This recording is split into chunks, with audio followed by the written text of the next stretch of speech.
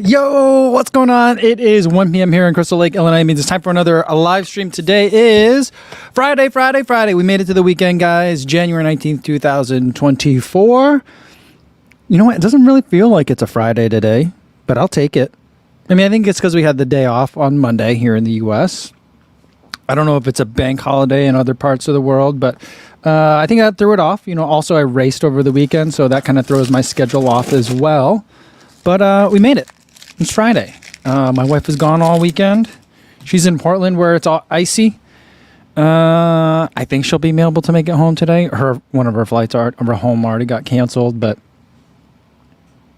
she'll be home eventually at some point, I guess. And we made it through the week. So yeah, we're here. This week kind of flew by for me. I think a lot of it was too because I was recovering from the race and also just hunkering down because it's been real cold.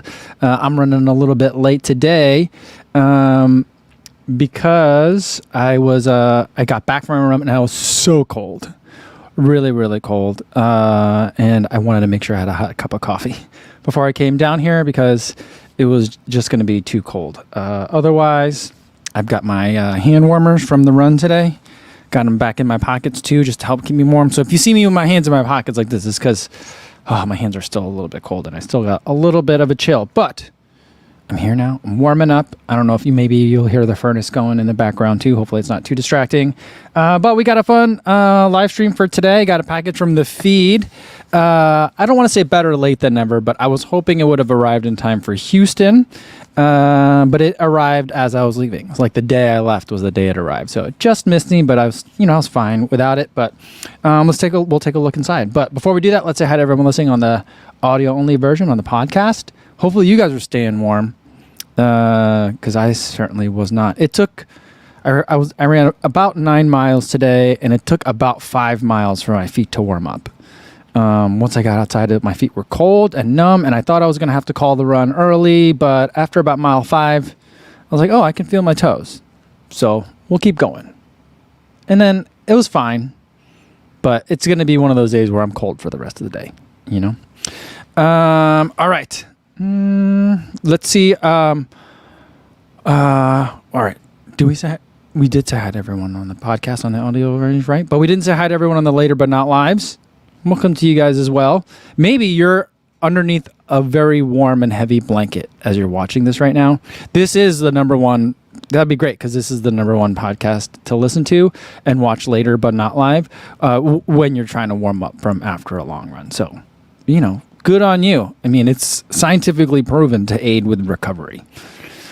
I mean, probably not scientifically proven, but, I just thought I would say that. You guys know I'm joking about that, but... All right. Runner Will's here. Good to see you, Will. He says, I made another live. It's been hard with too many meetings. Sorry to hear about that, man. But glad you're here. And Richard Wilson says, well, I guess I can't complain. It's going to be raining all weekend for my runs and mid-50s Fahrenheit. That sounds pretty good. If you got a long run, as long as it's not storming, mid-50s and rain could be kind of pleasant. If you've got like a hard run, There we go. Mark Peterson says, might not run today. Baby caught a bug at daycare and I slowly pass it on to my wife and now me. Triple sad face emoji. One for each of you guys. Sorry to hear that, Mark. That happens all the time. I remember for us, I mean, I'm not saying this is going to happen for you, but I think just living when we lived in Chicago and just population is a lot more dense. I remember basically, and me and my wife and my 2 kids, we were just like living on top of each other in the condo. But it would basically be like one of us would get sick around Thanksgiving and then someone would be sick for the rest of the entire winter. Someone had it and then we might all get better kind of, and then someone else would get it either from daycare or school or from work or whatever. Oh, that was tough. Oh, man. But hopefully at least the baby's feeling better, Ron Tommy's here. He says, hello, co-fam. And Mark does say, on the plus side, she was blowing nose bubbles this morning, and that was funny. It's funny, gross. Hey, do you guys nose Frida? Do you guys remember the nose Frida? Did you guys ever do the nose Frida for your kids? I feel like that's what made me sick every time. Like whenever my kids got sick and I got sick, I feel like it was because of the nose Frida. But like I felt like it really worked, and I kind of enjoyed doing it for the kids because I felt like doesn't it feel much better afterwards? But you're doing the nose Frida. For those of you who don't know, it's a way of like suctioning out boogers from your kid's nose. Yeah, and it's gross. But I would always just feel like that's got to help. That's really got to help. And so I always wanted to do it. And I remember specifically, I think it was my older daughter. Might have been both of my daughters. They'd be little babies. I'd have them on the changing table laying back, and I'd do the nose Frida. And to do it, you have to like take a tube and kind of like jam it in one of their nostrils, right? And they just did not like it at all, either of them. But like my older daughter, she would have just like karate hands and like brush it away. She'd be really good at it. It'd be really hard. So it'd be like a fight of like trying to get that thing like in her nose. And she'd just be like, whap, whap, whap, whap, and like just block it. And she was really good at it. And it was really funny. And so I'd be laughing and she'd be upset and she couldn't breathe. And so that is somehow like a core parenting memory for me though. Oh my goodness. All right. Sacred Dreamcast is here. He says 7.1 miles today on a snowy day from work. Oh, happy Friday, everyone. Nice. Let's see. And Eric Paramount says, what's up, y'all? Another 10-degree Fahrenheit day that felt like 5 degrees Fahrenheit running this morning. Good times. But at least we got another 1 inch of snow on the ground. 6 easy done.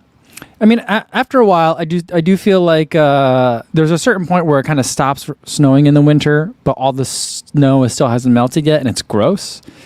At that point, I'm like, we could use a fresh dusting. Everything's all salty and nasty. It's like a weird gray-black. So getting another dusting is nice. We got another dusting of snow as well over here, enough that I had to get the snowblower out this morning. So I did that after I dropped the baby off at the bus stop.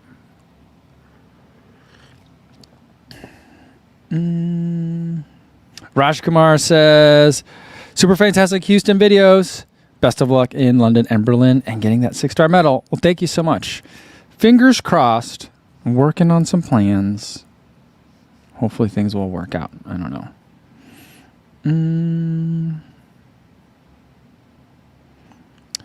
Bill I. Is that what that says? Bill I? Bill I says, yo, what's going on, y'all? No runs for me lately. Too much ice, and I'm too young to break a hip. I mean, yeah, if you live in a place where it's icy, ice will mess you up. You gotta be careful, you know?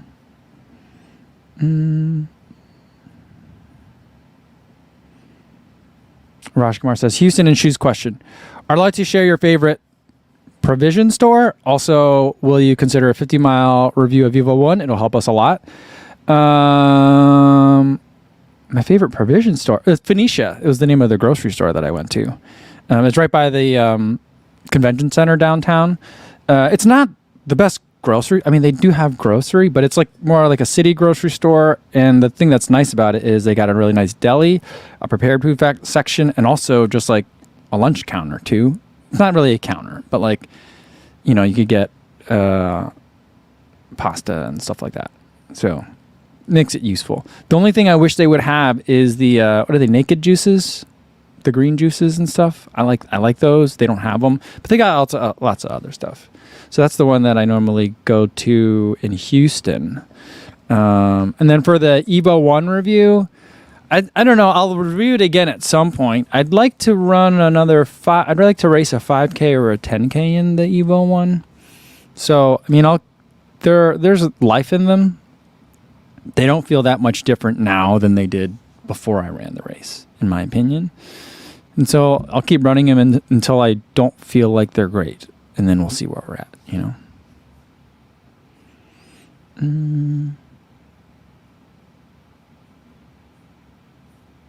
All right, Vanessa Martinez says, OMG, I'm so excited. Got invited to test for my next belt level in a couple months. Excited but nervous. It's been 6 years since my last test due to COVID. 5-hour test of all my curriculum. Woo, well, good luck. That's a long test. Seems like a very long test, but I'm happy that you're going to be able to do some, make some moves towards progression. That's cool. And Arena says, hi, Coach. Just wanted to say congrats for hitting a PR in Houston. Thank you. I watched both videos and absolutely love them. Keep up the good work. Well, thank you so much. And James says, hey, Co, the past couple of days, the starts have had an interrupted opening and absolutely coffee comes first. Speaking of coffee. So the reason for that, and that's why I always do. And so for those of you who are actually, little note, for those of you who are only Later But Not Livers or podcast listeners, the reason why I do the drinking coffee in the beginning, one, I just started, I had already been doing it. And so I kept doing it as a thing. But the other reason why I do it is, so I'm using a service called StreamYard that gives me an interface which lets me put the comments on the top of the screen down here, right? So I could turn them on, turn them off. I can launch other video stuff. I could share my screen, all those kinds of things. That's much more powerful than what the native, if I tried to do a YouTube live stream within the YouTube tools. But I think there's a delay because it's sending it to YouTube via this other thing. And so when it starts, there's a bit of a lag for you on the live. So it'll tell me, hey, you're live, and it's recording. And so for people that are watching later but not live, and for people that are listening to the podcast, they're hearing me drink all the coffee. But for most of you guys that are watching it live, you don't see that part. And so that's why there's drinking coffee in the middle. And so at some point early on, you guys had mentioned it, and I was like, oh, so then should I just wait for a little while? It seemed weird to just stare at the camera and wait. So I started just drinking my coffee in the beginning. So that's why that happens that way.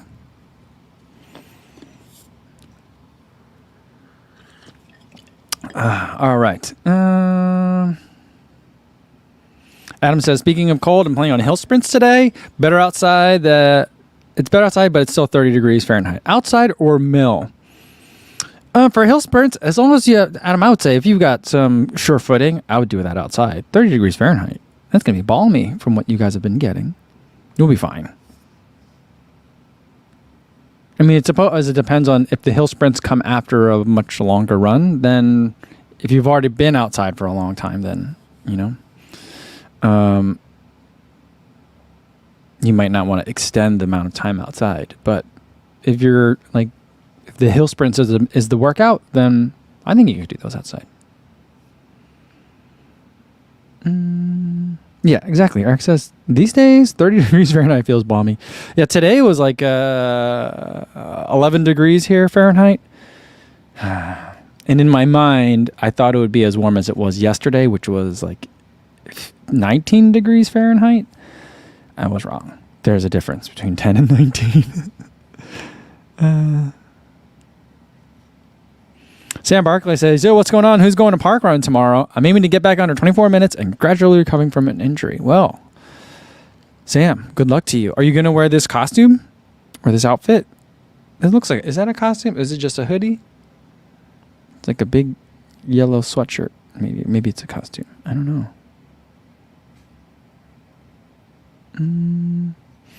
Piercing Arrow says, I was later but not live since Houston at Fuzzy Run Club, but thanks for the shakeout run. It was really helpful and relaxing me before the race, and was able to PR by 19 minutes. Yes. This one. There we go. The new time is 3:18. Yes, good job. Awesome. That's amazing. Great job, Piercing Arrows. Andrew's got, you guys still got some real cold weather. It's supposed to warm up here next week. My daughter, I told you this, my daughter's been just rattling off days. So at some point next week, it's going to be 40 degrees here. But Andrew says, it's going to be 4 degrees tomorrow for my long run. Looks like it's going to be 18 on the treadmill. RIP Sanity. Whew, that's long. Hey, you know what? So we have our own treadmill now. And you know what I like about it is that it doesn't have the 90-minute limit thing or 1 hour limit. Other treadmills have limit. Commercial treadmills have limits. Now, someone was trying to tell me you can hack it and get into the technician repair mode and turn off the auto turn off. But I was like, that seems like a bad idea. And so every time I go to do a longer run on a treadmill, it's I have to remember every 90 minutes it's just going to stop. And so I find that super annoying. But the nice thing about commercial treadmills is that like they're usually more powerful and they're nicer than my home treadmill. My home treadmill is fine, but like I'm just thinking about it now and thinking about how I'm going to start training. This week is going to be a recovery week for me. Next week I might start getting back into some workouts, probably. But at some point I'm going to need to do some speed work, and it's going to be this cold out, and I'm going to try to figure out if I do it on the treadmill. I don't know that I might go to the YMCA and use their treadmills over there to do it, you know. All right, Mark Peterson, update on the nose Frida. He says we do have a nose Frida. I think it's gross. Mostly, I let my wife do it. The baby hates it. I love it. All right, I'm way behind you guys in the chat, so let me try to catch up. Me says, are you dropping a New Balance SE Elite 4 review? I will eventually. Let me look at my content calendar. I kind of do things like first in, first out. So next Monday, there's what's nice is like the Instagram feed lets me kind of rearrange the order and shuffle things a little bit. But in terms of like reviews, the next new shoe review, and right now I have a lot of shoes that I've run 100 miles in. So the plan is going to be new shoe, old shoe, new shoe, old shoe. And then there is some travel coming up, like the trials and stuff like that, or like this last week in Houston. That kind of interrupts that. But the next new shoe review is going to be Takumi-san. That'll be Monday. And then I got the Rebel 4 before the SE Elite 4. So I'm thinking about so I'll probably do that one first. But that won't be till the end of the month. So the SE Elite won't be until February. That's how I currently have it planned. But if you have any questions, I'm happy to answer any questions. John Askew says, hey, Co, saw your race recap. You mentioned the inadvertent lap press. Did you see that Garmin has now given the option to undo the lap? Finally? That can really erase. Yeah, really? Is that something you do afterwards in the app? I hope it's, because if that's something I have to do in the watch, I'm definitely not going to bother trying to do that, you know.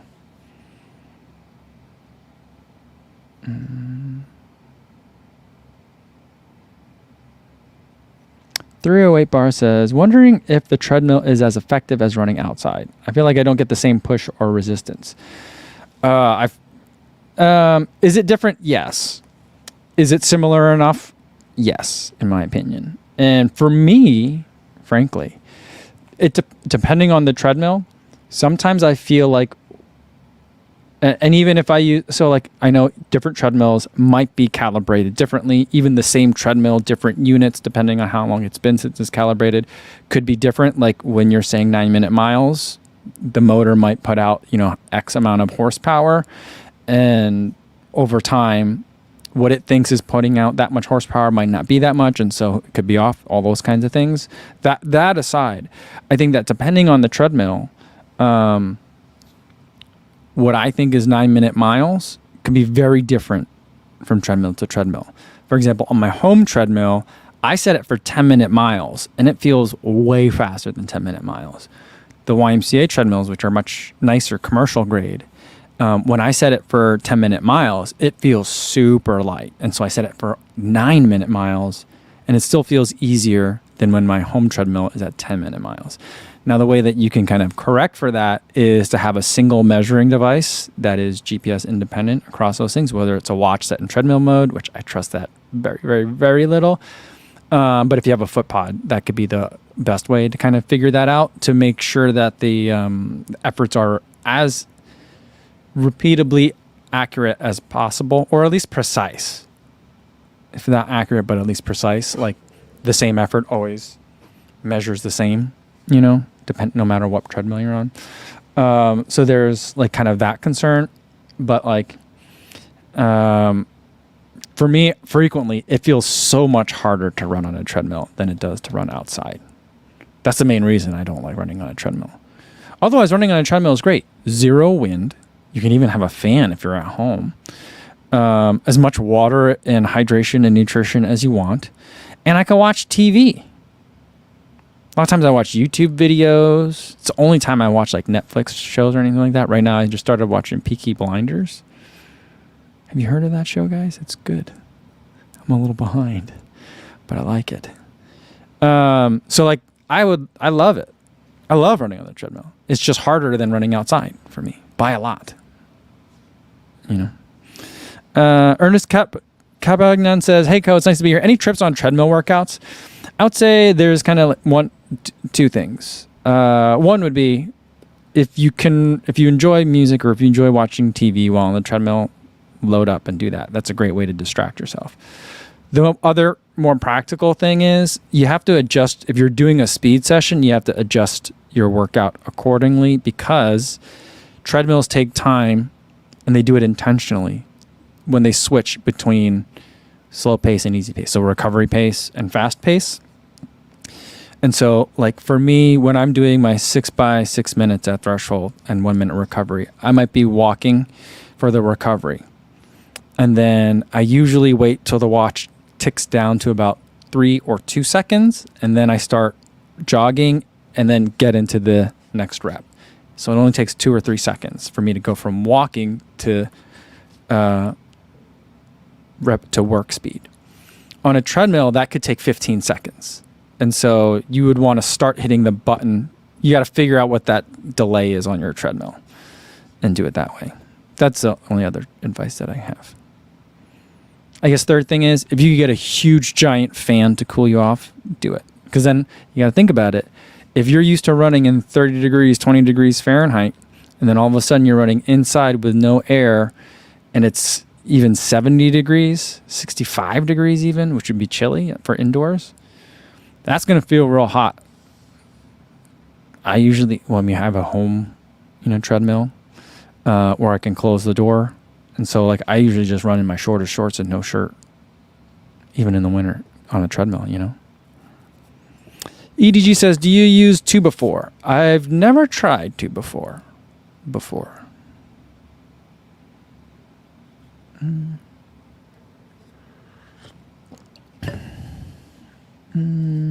All right, here we got a running shoe question of the day. All right, and I gotta try to write down the time of these too, because I keep forgetting. 22:35 or so. All right, running shoe question. Tayfun Arley says, out of 3 super shoes, Endorphin Elite, Vaporfly 3, Mizuno Wave Rebellion Pro 1, I always end up with Mizuno. Even some easy runs. What would your choice, Kofuzi? Oh, Endorphin Elite for me. Absolutely. No question. I love that shoe. It's really good. And I do think, if it wasn't for the fact that I'd be worried that I'm using miles on a very expensive shoe, I do think that you can run easy miles in the Endorphin Elite. The only other thing would be the upper isn't so comfortable for a long period of easy miles. It's a race upper. Very comfortable for racing. It did make me bleed my own blood one time. But so has the Vaporfly 4% Flyknit. So has the SC Trainer. Lots of shoes have made me bleed my own blood before.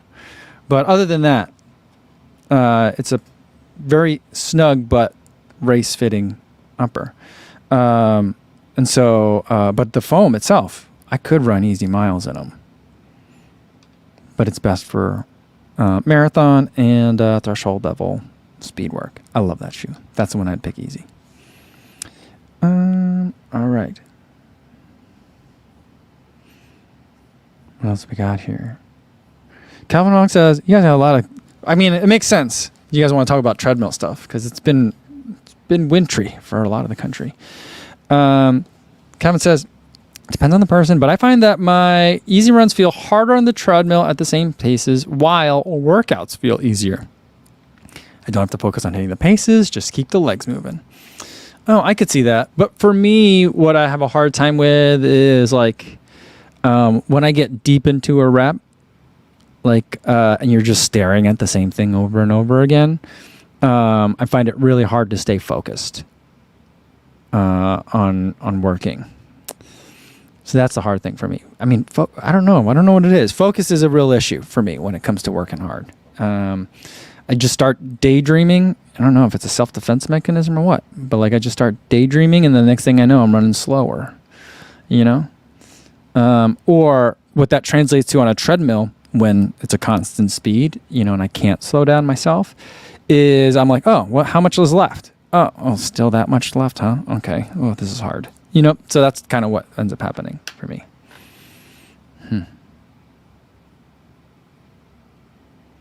Frank says, my treadmill always seems hard to me. That, and I always run too fast on it because I want to get it over with faster. One thing I always find myself doing is, because you can like make it go up just a little bit, and you hit the plus button, it just goes bleep, and it goes a little bit tiny faster, bleep. When I'm bored, I do find myself just like bleep, bleep, bleep. Although, typically the way I try to get around that, so that way I don't find myself rushing it, is I just run on the treadmill for time. I almost don't care what the distance was,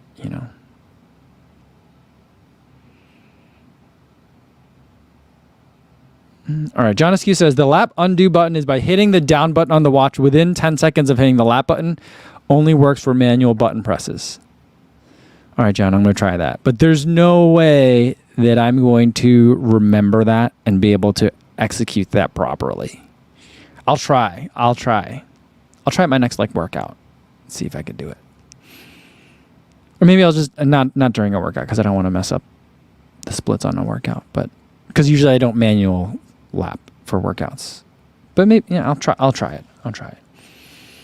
Mark says, good to know about the undo split on Garmin. I feel like when that happens to me, I try to fix it by doing the mental math to get back on track, but then usually mess it up even worse. Exactly. Same thing. You just I'm like, the whole reason I got into this, because my brain couldn't handle when this happens, push the button. So then I have to remember, now do math and then push a button? I think we're asking a lot of me at that point. Vanessa says, my apartment gym treadmill keeps stopping in the middle of a workout. Is it old or does it need oil or something? It airs out and stops. Starts back up if you turn it off and on. I forget. I was watching someone on Instagram today. Maybe it was YouTube Shorts. But they said that when they put it at the max speed to do some strides on it, after 10 seconds, it would error. And so I don't know why treadmills error. I don't know if they're like pinball machines where it's like if it just shakes too much, it'll, tilt kind of thing. Not literally tilt, but, tilt when the machine just basically freezes. So I don't know if it's that. It could be because it's old. It could be sensing that it's overheating. And then when you turn it off and on, it resets the temperature warning thing, machinery in it, maybe. I don't know. It could be old. It could just be regular servicing. Maybe oil. Maybe is that what it is? I don't know.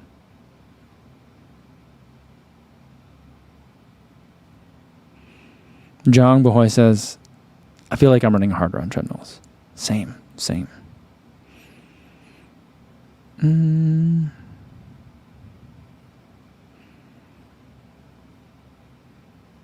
And Go Running with Oliver says, how much slower should easy pace be compared to marathon pace? Well, I think that there's a lot of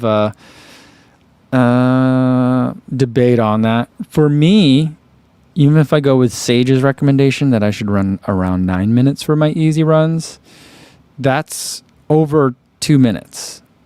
2 minutes and 17 seconds for my marathon PR. So, that's quite a bit. I remember when I first started really getting into all right, let's train for a marathon. I remember people would do it in terms of how different, what should your easy pace be from your 5K pace? And they would still say a minute or two. And I think that a big difference is I don't know. I mean, for Oliver, you're faster than I am, but we're somewhat in the same range. And so I think that the numbers would probably translate relatively well. But I think that and I'm not sure which, I think it's a bell curve. When you are pro level, I think the distance or the difference, but the delta, let's say, the delta between your marathon pace and your easy pace can be really small. Dakota Lindworm. She runs her easy miles at 6:45. You know what I mean? I don't understand it. But she says for her, it feels easy. And she does all her easy miles that way. 6:30, 6:45. Those are her easy miles. What is her marathon pace? was it like 5:20s or something like that? So it's only like a minute, maybe. I don't know. What's the math? What's her? I think her marathon PR is like 2:23. I don't remember. So, but it's probably a little bit more than a minute, right? And then I also think that like for the people that are like 5-hour marathoners, when I did my first marathon and I ran the 4:45, like my easy miles and my marathon pace was the same. Because it wasn't that I suppose had I known more, I should have made my easy pace even slower than what I was running, but it was pretty much similar. And the limiting factor was that I just didn't have fitness to go the distance, which, yes, now I know I should have been going slower, but like I don't feel like there's a huge of amount of difference for a lot of people that are running their like kind of early on in their journey, if that's what they are early on in their journey. And then I think that somewhere in the middle, like then it becomes bigger. There should be a bigger difference between your easy miles. I don't know. Maybe it shouldn't be a bell curve. Maybe it should be even bigger. Maybe if you're running 11, 12, 13-minute miles for your easy run or for your marathon, maybe your easy run miles should be 4 minutes slower. You know what I mean? Am I making sense? I think I'm talking gibberish. But I don't know. I think I'm talking out loud. And Frank says it should be like 20 to 30% slower for almost everyone. You don't think that rate changes depending on level of fitness? I think that gives you a good range, a starting point. But then I think that like for very elites, like the difference between marathon pace and half marathon pace is like 5 seconds, 10 seconds a mile kind of thing. You know what I mean? So I think, I don't know. Or maybe I'm wrong.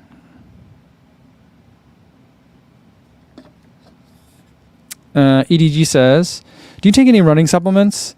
Not really. I take protein drinks, and I drink like sugary, like rehydration drinks, sugar drinks to recover and stuff too.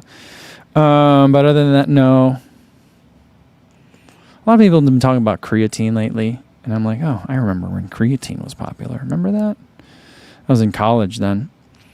But no, I don't. A big reason for that is that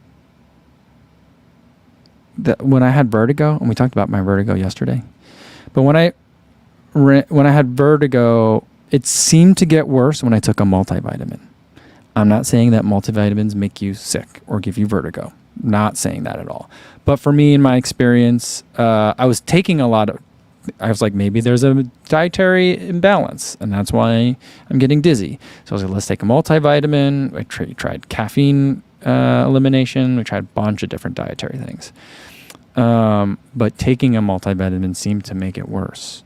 I don't know why. I don't know what would happen if I took a multivitamin regularly now that I don't have vertigo, but I don't want to fiddle with it. So I did a month-long course of Athletic Greens. Course is a really weird word. I had a 30-day supply of Athletic Greens. And I liked it. It didn't make me dizzy. That's one thing, which is good. But no, I don't really take any other supplements other than that. Daniel Burton says, Kenyans run 12 minutes on easy days. Here's my theory on that, Daniel. I don't believe that to be true. And everyone says, like, look at how they're shuffling. Eliud Kipchoge does a shuffle. Having run with the Kenyan athlete now, I ran with Elkanah Kibet in Colorado Springs at like 6,000 feet of altitude. We started out at 8:30 because he said it was an easy day for him. He was tapering for World Championships. By the end of the run, he was running 6-minute miles. And for me, at altitude, 6-minute miles basically feels like 5K effort. And I was holding 2 cameras, so I was just like, and I didn't stay with him the whole time either. He was doing like 2 out and backs from a center point.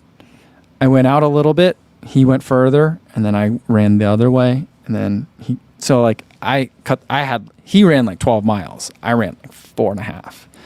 And I was still having a hard time keeping track with him. So I I'm not sure. I've never been to Kenya. I've run with a Kenyan once. But my theory on that is they might start out at that, because we talked about it after. I was like, this 6-minute miles is pretty fast for an easy run a week before World Championships. He's like, this is how a lot of easy runs are. It's not just I ran with one Kenyan one time and I'm extrapolating to the entire running population. He was telling me that this is how they go. So I don't know that they stay at 12 minutes. Mm-hmm.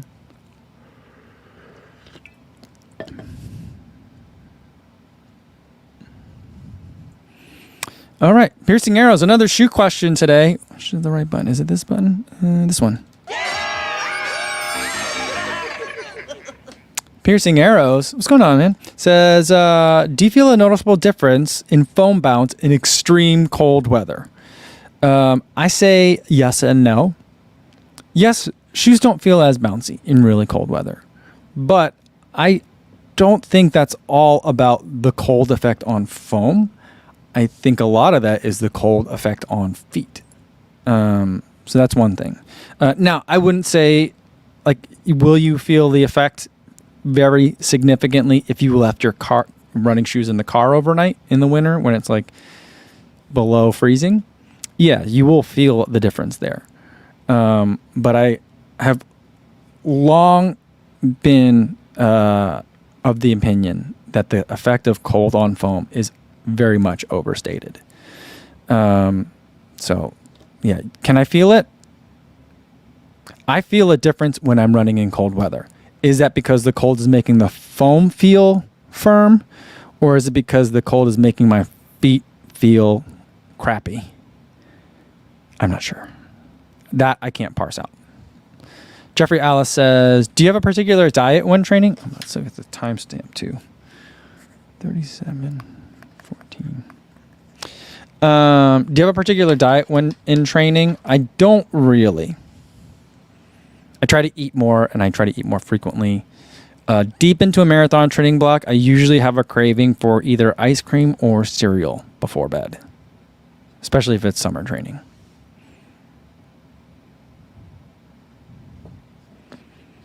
And C-Town Van wants to know, do I use micro spikes? I do not. I've never tried that before. A couple of Minnesotan runners I've been seeing on Instagram have been talking about their micro spikes. They've been drilling holes. I know Ben Johnson has done it. I think he did it in his Ultra Fly. I can't remember. He's done it in a bunch of shoes before. And then I just saw someone else do it in a pair of Brooks, which makes sense to me. I could see maybe doing it in a pair of Brooks.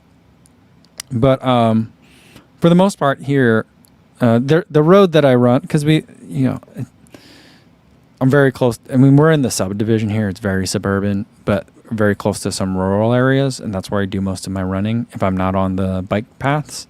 The bike paths, I might need it, but there's this 4.5 mile loop that I just like running over and over. It's scenic. I get to run by some chickens. Sometimes there's ponies. Sometimes there's wild turkeys and stuff like that. So I like to run out there, and so it's a road that's cleared. So it's been not too bad.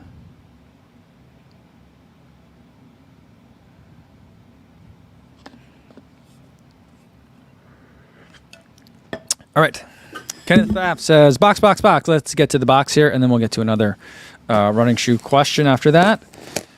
All right. Got a package from the feed. Now, I am an ambassador for the feed, which I have asked them multiple times if I could just get you guys a promo code, and they said no. But they give me a stipend for product 4 times a year. So that's it. I wish I had like an affiliate link, not to give me money, but to give you guys a discount or a promo code. But until then, we'll keep working on it. But let's see what we got in here. And it's not just gels, although a lot of it is gels. So, I've never seen a bag this big before. I had to get a different flavor of gel than I normally get. So that's one thing. They were out of I think I get citrus normally. Of the caffeinated Science and Sport gels, they were out So they sent me so I selected a 30 pack of orange. I could have sworn that I've had the orange before, but now that I'm looking at this, I'm not sure. I'm sure it'll be fine though. But yeah, these are the not these. I had the citrus ones, the ones with the yellow top, for Houston Half Marathon. The numbers here are pretty similar: 22 grams of carbs, 90 calories, and 0 protein, and salts are not that many. I don't think there's salt in here. No sodium. So, unless I'm missing it somewhere. I'm trying to read this quick, but I don't see salts in here. But yeah, 30% of is maltodextrin, in case you're wondering for the type of sugar that it is. But there's also there's sucralose in here too. Oh, it says sodium chloride. So there is salt in here, but it doesn't say over here how much there is. I don't know. Maybe it's probably right here in front of my eyes. I just can't see it. Other thing that it does say on the back here, which I appreciate, free from the 8 major allergens. So that's good. And suitable for vegans. All the stuff that says on it. By the way, as far as I know, it's still, if you want Science and Sport in the U.S., the only place you can get it from is the feed. So there's that. And then I re-upped on Beta Fuels. Now, these are in the orange flavor, and I have had these before. It's the only flavor of the Beta Fuel. And I really wanted to have 3 Beta Fuels for the half marathon, but I didn't ration myself correctly, and I ate all my Beta Fuels before the marathon. I ordered it I thought I had enough time, but I didn't. But these have 40 grams of carbohydrate each, and they're a little bit more viscous, so it's thicker than the regular Science and Sport, but I've had them on workouts and they've worked well for me, so we'll have to find another race to test out the Beta Fuels. And then the last thing that I bought, I thought I bought food, which would have been nice because I'm hungry right now, but the last thing I bought was some more Scratch. Just the regular hydration stuff. I do really like their recovery chocolate flavor too, but I just bought some hydration fruit punch. It's a good flavor. I like it a lot. So here we go.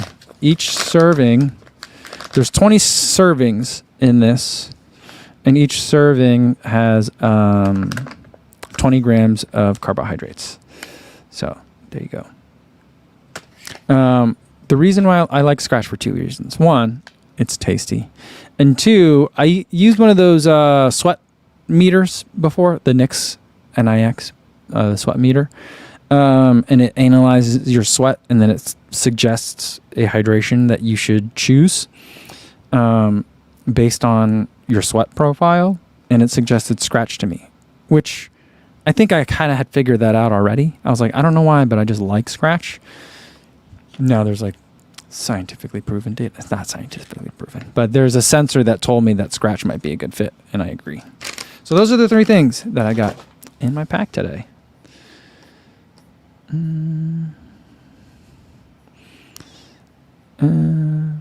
Sean says, do I definitely need to take water with gels? I have a long run tomorrow with temps in the teens. I don't feel like carrying water, but would like a few gels. Who was I listening to the other day? I think it might have been Tommy Runs interviewed CJ Albertson. I think that's where I heard this from. And he was saying that it's not just a matter of preference. Some people are like, well, I need to take water when I take a goo because it's just so thick and pasty.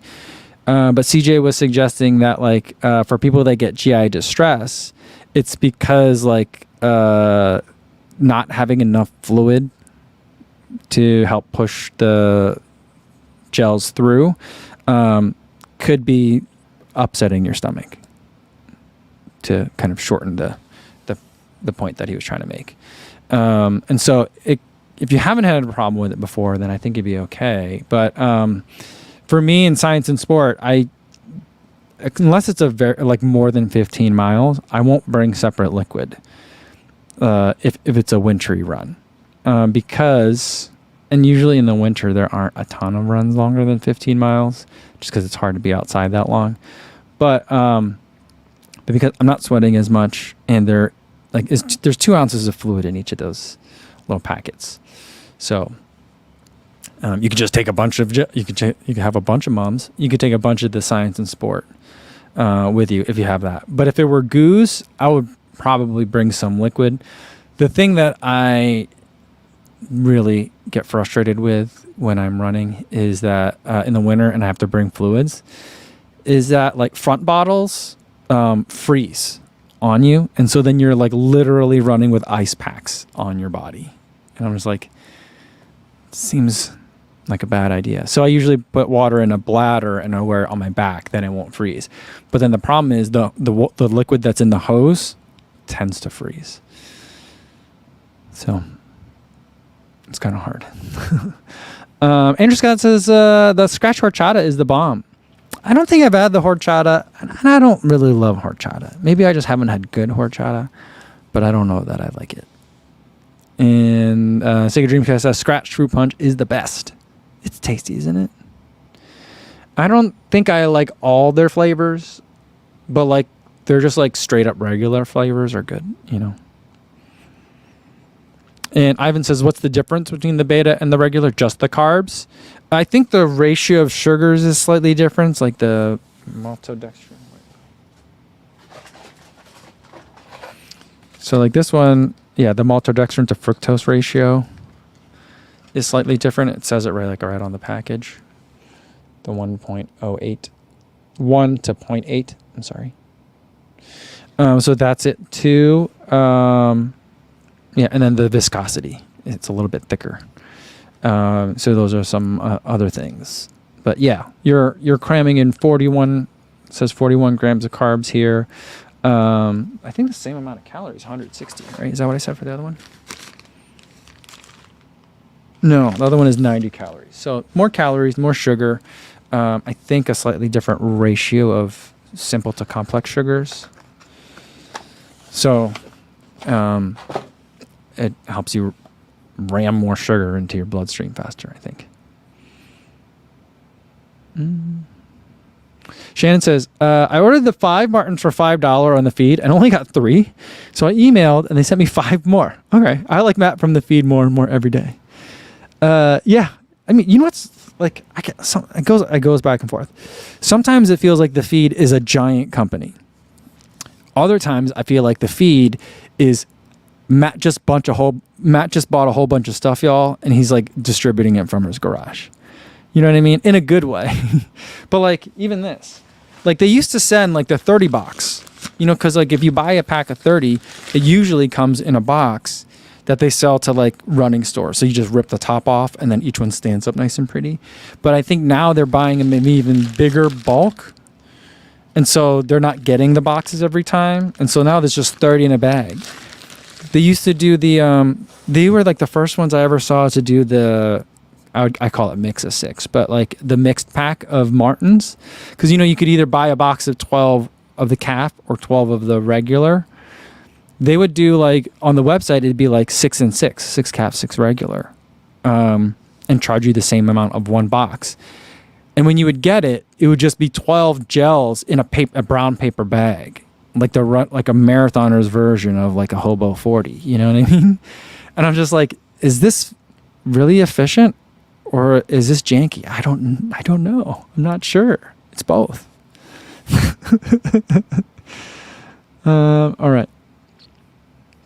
And Calvin says, I'm patiently waiting for the bulk size Tailwind Dull Watermelon. Yeah, you know what? Do I need to follow up? Because I just looked for it yesterday and I didn't see it on the website. At least not on the feed. I haven't looked at the Tailwind website, so I don't know.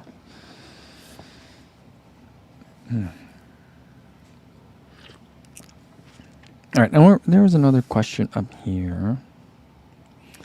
All right, let's do those in the meantime. What are the Science and Sport like in comparison to Martin and Go Gels? I think I've had a Go Gel. I'm not sure. But I don't remember. In comparison to Martin, The biggest thing is size. The Martin is like 2/3 as tall. The Science and Sport are much bigger. They're longer. And the Science and Sport is like a liquid. It's almost like the consistency of maple syrup. Whereas the Martin is the consistency of jelly, like from like peanut butter and jelly. In terms of how I feel when I'm taking it, the Martin feels like a punch to the face. It hits you. You feel it. Like when it like has entered your bloodstream, you feel it. The Science and Sport is a little bit more subtle. I don't think it's as subtle as like you can, but I don't feel the jolt from Science and Sport quite as pronounced, but I feel it. It usually takes me, depending on pace. But if I'm using it, it's during a workout. I usually feel it. It takes from like 7 minutes or so from when I eat it. Then I'll feel like a little bit of, a little bit more clarity right now, you know? So, because of the caffeine. And maybe, and also the sugar. So that's, but like with a Martin, I just feel like, I don't know if it's psychological at this point or what, like a placebo, but like I just feel like once you eat it, I'm like, it probably also takes 7 minutes, but I just feel like it's all hitting you at once. I don't think that there's a huge crash, but I definitely feel like there's a quick onboard. So that's how I feel the difference between those. The main reason I'm switching is because the Martins have just been wrecking my stomach after the race. I usually towards the end of a race don't feel like taking it. I feel like I don't feel like I'm going to throw up if I take it, but I feel like, like I don't know if you have kids, but like when my kids just refuse to eat something and they're like, I'm not going to eat it. That's what I feel when I'm like late in a race and I still have like one more Martin to take or two more. I always have one Martin left at the end of a race because I don't want to take it. And then afterwards, like I just feel terrible I've been feeling terrible for a while. And so I've just been, I'm like, I want to try something else.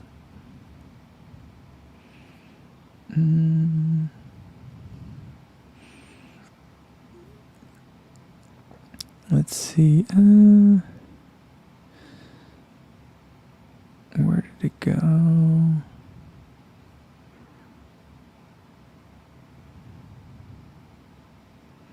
Duke BB says, don't recycle the box. You have notes on it.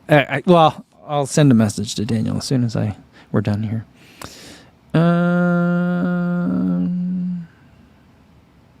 There was a running shoe question here earlier that I really wanted to get to, but I'll do this one from Calvin. It says, I'm very curious in the daily trainer category this year. Rebel 4 on paper has a clear advantage of weight and having a Peebo foam blend.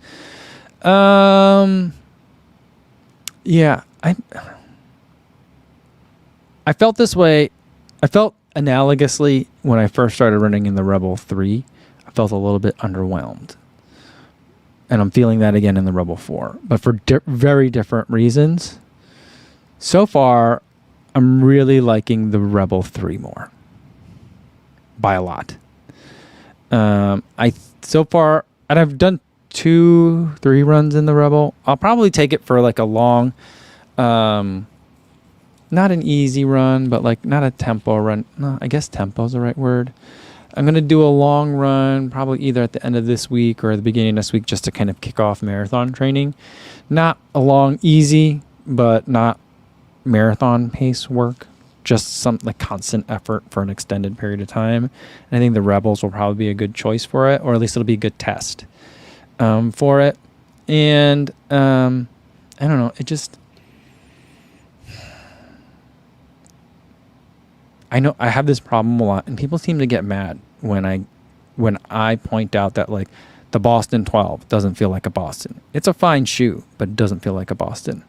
The Rebel 4 doesn't feel like a Rebel to me. At least, yeah, maybe it'll... I need to let it grow on me maybe a little bit more. I'll come to a final conclusion on the long run, but so far, it feels like the shoe that I wanted the Invincible to be. And that's not bad, but it's not a Rebel. So that's where I'm at so far. All right, here's a question from Jeffrey that I wanted to say. Is the New Balance Elite 4 a big upgrade from V3? Yes, it is. The V3 still felt a little bit too soft and squishy. Not that I don't love soft and squishy. I love soft and squishy, but it didn't feel like a race shoe. The version 3 feels like a race shoe. That's really nice. I like it a lot.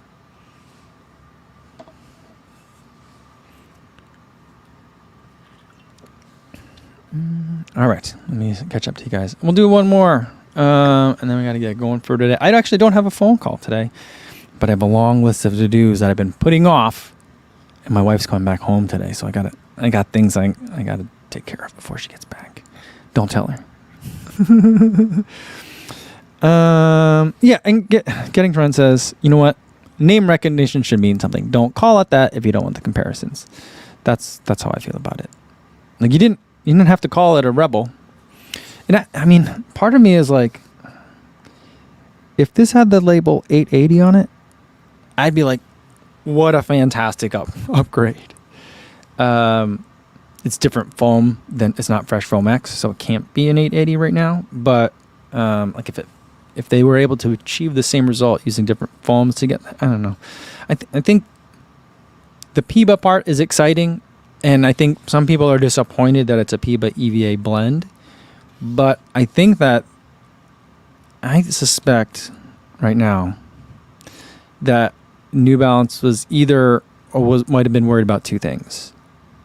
Here's my conspiracy theories. They're not conspiracy theories. Hot takes, if you will. I felt like if they just put PIBA in it, it might be too similar to the SC Elite 4. And so they would have a hard time differentiating two shoes that now look almost identical. The other concern is if they put just PIBA in it, it would have been too squishy. And so then people would have complained. Kind of like how people complain about Nova Blast 3. And so I think that's why and also it ends up saving costs, so they don't have to raise the price on it. $140. It's a great price for that. So I have a lot of theories on why it is, but it seems to be yet another shoe that are like, let's make sure that we can denichify all the shoes and make it so that everyone can run in it and enjoy it, kind of thing. I don't know. That's kind of where I'm thinking about it right now. I don't want to, let's pencil those thoughts in, because the Rebel has kind of thrown me for a loop before, a couple times, versions 2 and 3. And so like, those are my early thoughts now, but I think I'm coming into it with a lot of preconceived notions. So I'm trying to really give it a good read because it's not as clear to me as other shoes. I don't know why. All right. Oh, and so Calvin says, you know what? The New Balance FF Balos is their answer to the Super Blast. That shoe looks super goofy. But they're calling it Fresh Foam, but it's a PIBA EVA blend, unlike all of their Fresh Foam shoes. I think that's funny. I didn't know that. Interesting. And last one today. Okay. Adam says, regarding the Rebel 4, I bet it'll feel different in warmer temps. Well, the first time I ran in it was in warmer temps because I've had the shoe. When did we have that head fake? Remember when I thought it was the SC Elite 4? I unboxed it here and then I couldn't show it to you guys. It was relatively warm then. It was like in the 40s here. I would not expect cold effects on the foams, especially since everyone touts PIBA as being cold invincible or impervious to cold. And still a blend, but it's still also not all EVA. So maybe my feet will feel better in warmer temps. So I'm also thinking, maybe a treadmill run would be an interesting one to do in that one. But it will feel different in warmer temps, for sure. Will it change my opinion? I don't know about that. We'll see. And then the last question we'll do for today is, have you tried the Rebellion Flash 2? I have not. I don't know if they'll send me number 2. I did not like number 1. Over here, this one. My thoughts were on not enough Rebellion, too much Flash. It looks great, but it was too much like the other Rebellion, the Wave Rebellion. Wave Rebellion Flash, I don't know. I'm open to testing the Rebellion Flash too. We'll see if they send it to me. All right, that's going to be a good place to end it for today. That was fun. We actually talked about running shoes a lot today. I'll see you guys again on Monday. There will be a Takumi Sen 10 review up by then. I think we've talked about the Takumi Sen a bunch here, so you guys already kind of know what my thoughts are on it. But I'll have a video on Monday, and then I'll see you guys for a live stream, same time as today, 1 p.m. Central. I'll try and see if I can get some food to eat. We'll do some sort of mukbang. Well, I'll try. We'll see. All right. But until I see you guys again, be safe out there. Conditions are nasty, so make sure you're staying upright. And I'll see you guys Monday. Have a good weekend.